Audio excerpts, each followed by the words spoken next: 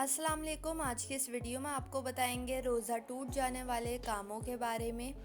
روزے کی وہ صورتیں جن میں روزہ ٹوٹ جاتا ہے: کاغذ کے ٹکڑے کو جان بوجھ کر نگل جانا، کان میں دوائی یا تیل ڈالنا، روزے کی حالت میں پمپ دمہ کے لیے کا استعمال کرنا، دانت نکلوانا اور خون کا حلق میں چلا جانا، آنسو اور پسینے کے قطروں کو نگل جانا، کسی مجبوری کی وجہ سے روزہ افطار کرنا، سانس کے ذریعے دوائی کو ناک کے راستے کھینچنا، دھوئیں کو جان بوجھ کر اندر لے جانا، جان بوجھ کر منہ بھر کر قے کرنا، پہلے بھول کر کھا پی لینا اور یہ سمجھنا کہ روزہ ٹوٹ گیا، پھر جان بوجھ کر کھا لے تو روزہ فاسد ہوگا اور صرف قضا ہوگا۔